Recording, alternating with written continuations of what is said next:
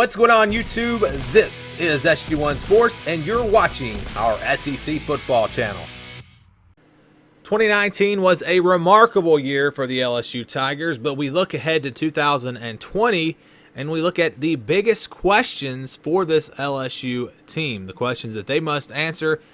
These questions are going to determine how much success this team has this upcoming season. The answers to these questions, that is, and if they can answer these questions in a positive way, it's going to be a great season. If they can't, it may be a very disappointing season. We start with our first question. Can the quarterback position produce at least close to the level of Joe Burrow?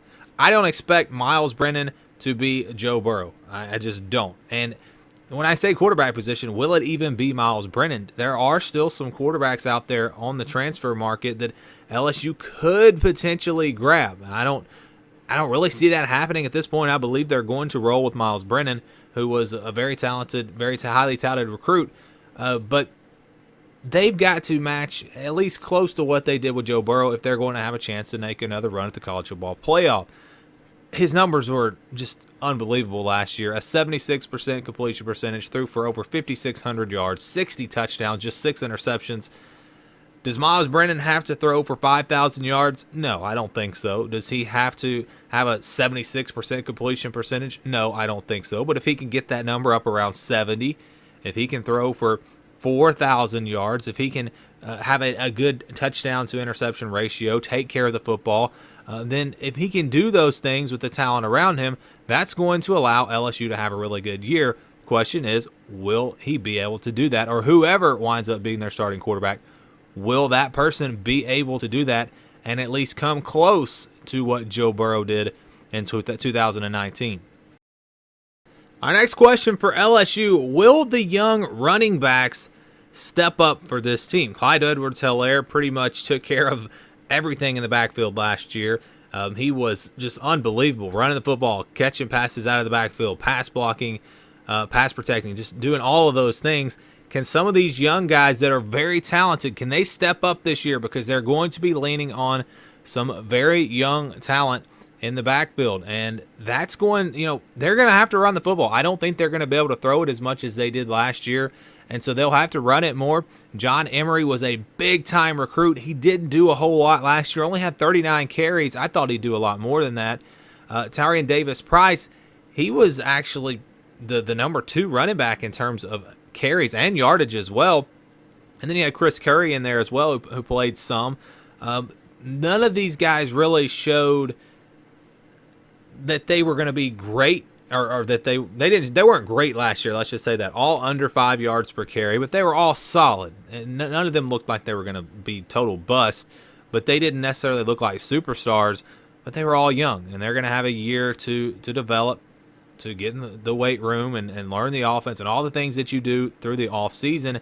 And maybe they'll have a chance to come back next year and maybe make more of an impact. I really thought John Emery was going to be I thought he was going to be their leading rusher last year. That's how much I believe in him. They've got another 4-star running back coming in this year. Most likely, as of this video, he is committed but not signed yet. So they're going to be, again, depending on some of these young guys. And if they can step up, get a little bit of a run game going to take some of the pressure off of Myles Brennan, that is going to really help this offense. And, again, I think they'll have to run the football a little bit more this year than they did last year because Joe Burrow's gone. And I know you say, well, this team has changed. The offense has changed. It's still, Joe Burrow was special. He was a special player, a Heisman Trophy winner. It's not like you can just replace that with any old guy. I mean, he was special. So, running backs, they got to step up this year if LSU is going to have a chance to get back to that SEC championship game and again, have a shot at the college football playoff. Next question is, will the passing game miss Joe Brady? And I should probably rephrase that question and say, how much will they miss him? How big of an impact will it be with Joe Brady gone from this offense? And you can say, well, he wasn't even the offensive coordinator. They're going to be fine. It wasn't really because of him. Look, there was a dramatic difference in this passing game from 2018 to 2019 without a dramatic change in personnel. Joe Burrow was there in 2018. It's not like he came in there out of nowhere and did all of this.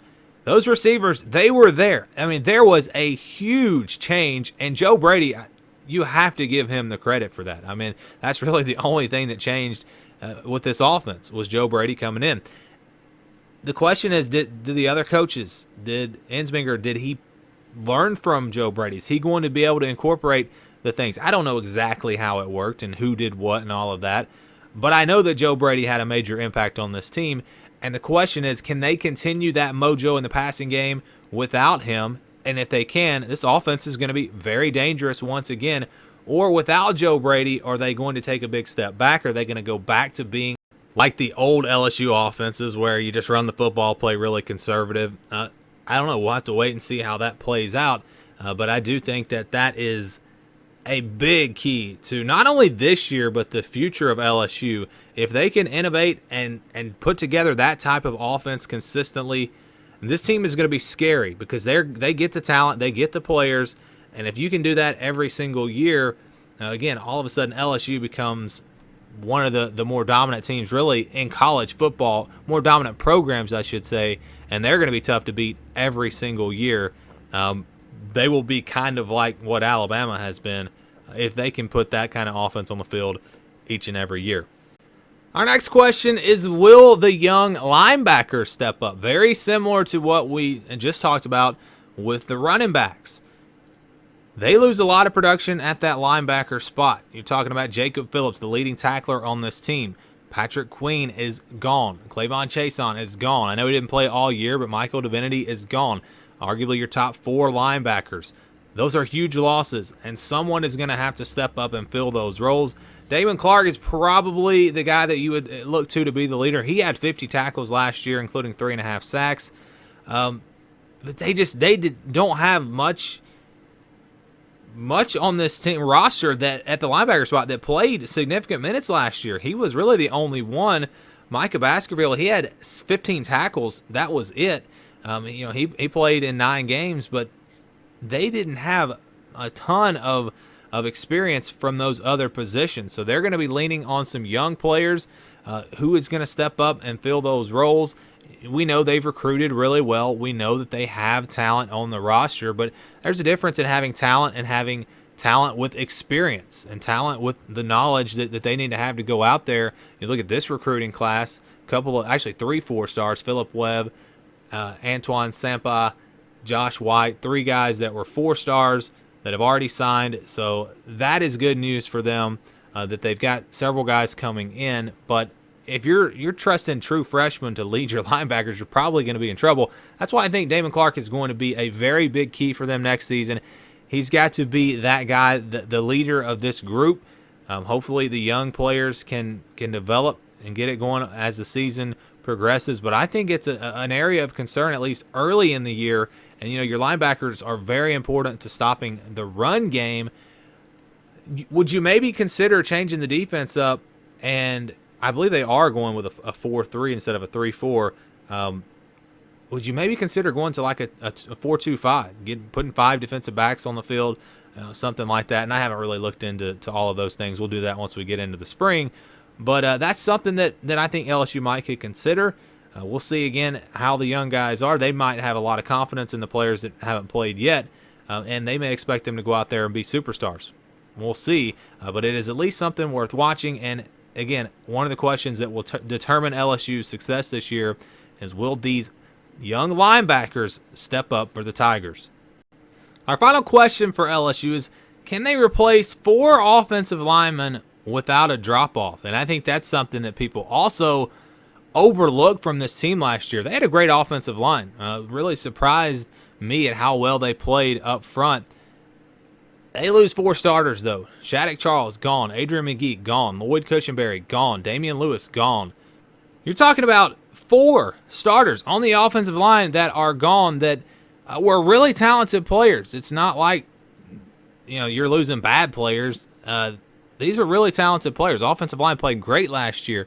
So how well will the young guys do up front for them on the offensive line? They've got some talented players. Got Rosenthal, Cameron Wire, Cardell Thomas, Chasen Hines. A lot of these guys, very talented players, very highly recruited. Donovan Campbell, Anthony Bradford. I mean, there are players on this offensive line. Austin Deculus, he's the one starter that's back. So we'll see how those guys do. How much time did they really have rotating in last year? I don't know the answer to that, but that's going to be, I think, a very big key to this offense. If they can't protect Miles Brennan, if they can't open up holes in the run game, which is something they, even with who they had, they kind of struggled a little bit in the run game the last couple of years, and maybe these guys will be better run blockers. Who knows? If you look at the recruiting class coming in, you got Marcus Dumerville. He is a 4-star recruit. They have a couple of 3-stars in there as well. So how well these young offensive linemen play, that's going to really determine a lot for LSU. So you kind of summarize here, that's a big question as the young players at linebacker, at running back, on the offensive line. Those 3 positions, I think, are big questions. And then, of course, you have to go back to the passing game, the loss of Joe Brady, and the loss of Joe Burrow. Those 5 things, how LSU answers those questions, that is going to determine how successful they are in 2020.